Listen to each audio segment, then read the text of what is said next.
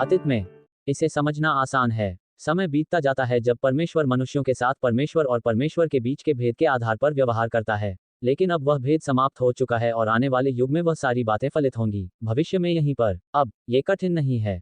अब यहाँ अतीत में वापस जाओ। परमेश्वर मनुष्य के साथ परमेश्वर और परमेश्वर के बीच के इस भेद के आधार पर व्यवहार करता है।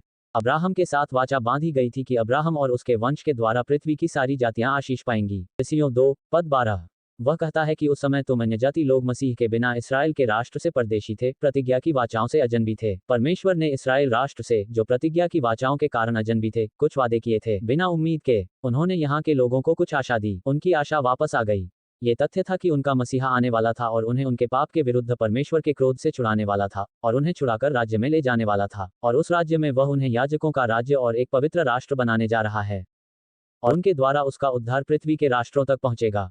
परमेश्वर इस्राएल को छुड़ाएगा और छुड़ाया हुआ इस्राएल उसकी आशीषों को अन्य जातियों तक ले जाएगा।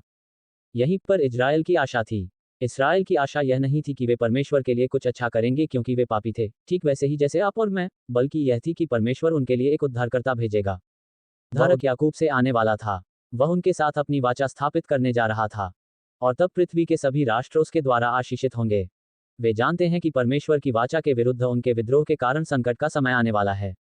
वे इसके बारे में जानते हैं, लेकिन वे ये भी जानते हैं कि उनके पास एक मुक्तिदाता आएगा जो उन्हें इस स्थिति में ले जाएगा। उन्हें याजकों का वह राज्य और पवित्र राष्ट्र बनाओ जैसा वह चाहता था। यही उनकी आशा है। उसने उन्हें कुछ अनुबंध दिए, अर्थात उसने उन्हें कुछ संविदात्मक समझौते दिए, जिनमें कहा गया था कि वह उनके लिए ये कार्य पूरा करेगा। अब जब आप प्रभु यीशु मसीह, मत्ती, मरकुस, लूका और यूहन्ना की सेवकाई पर आते हैं, तो मत्ती अध्याय 3 में यूहन्ना बपतिस्मा देने वाला आता है। जब जॉन बैप्टिस्ट प्रकट होता है, वह इस्राएल को पश्चाताप करने और परमेश्वर के पास वापस आने के लिए कहता है। वे चले गए थे, वापस आ गए, स्वर्ग के राज्य के लिए पश्चाताप किया। यहाँ राज्य निकट है। मत्ती अध्याय 3। जब वह ऐसा कर रहा था तो मत्ती 37 की 7वीं आयत पढ़ी।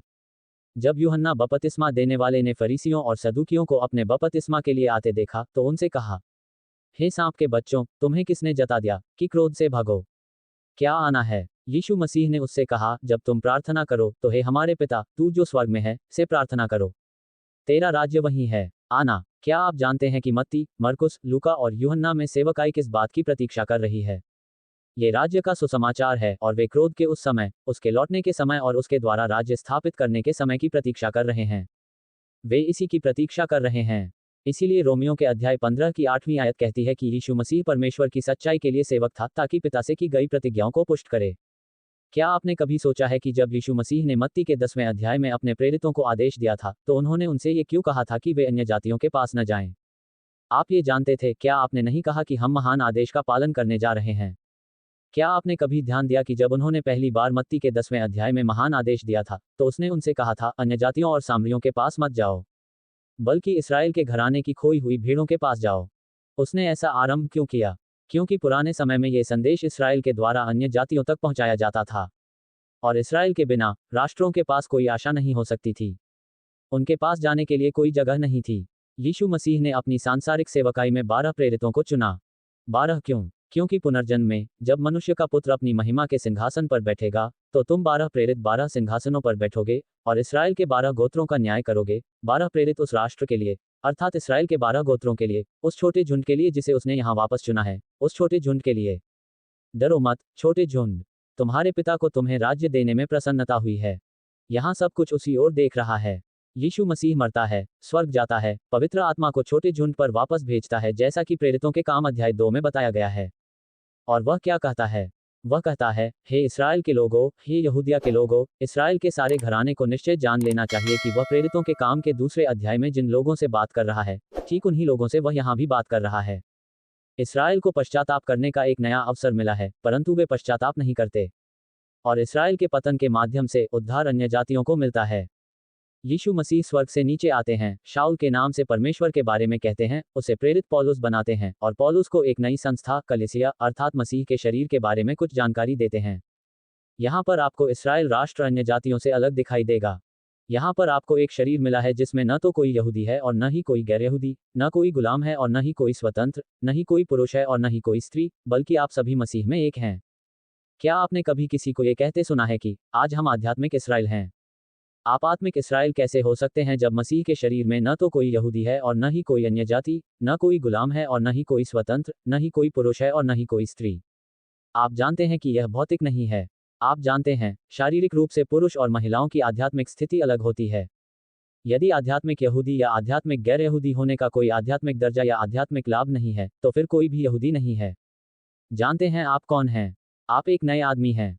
यहाँ कुछ नया हो रहा है। इस चीज को परमेश्वर के अनुग्रह का वितरण कहा जाता है। यह आपकी बाइबल में, रोमियो में, फिलेमोन के माध्यम से पाया जाता है। पौलुस ने कहा, मैं तुम अन्य जातियों से इसलिए बातें करता हूं कि मैं अन्य जातियों के लिए प्रेरित हूं। मैं इजराइल के पतन के माध्यम से अपने पद को बड़ा करता हूं। उद्धार अन्य जातियों को मिलता है। आज हम यही हैं। यहीं पर परिवर्तन है। परमेश्वर मनुष्यों के साथ भेदभाव के आधार पर व्यवहार नहीं कर रहा है। आज उनमें कोई अंतर नहीं है। उन्होंने इसे दूर कर दिया है, इसे दूर कर दिया है। और अब उसने अविश्वास में सब कुछ समाप्त कर दिया है ताकि वह उन सब पर दया कर सके। परंतु परमेश्वर अपने वादों से मुकरने वाला नहीं है। एक दिन अनुग्रह का वितरण समाप्त हो जाएगा। हम स्वर्ग में वापस चले जाएंगे और वह भी वापस जाएगा तथा अपने उन उद्देश्यों को पूरा करेगा जिनका उसने वादा किया था। इसीलिए बाइबल में इब्रानियों प्रकाशित वाक्य नामक पुस्तकें हैं जो आपको आने वाले युगों के बारे में बताती हैं। यहाँ मत्ती, मरकुस, लूका और यूहन्ना के समय को देखिए, जो इसराइल में यीशु मसीह के पिछले मंत्री थे।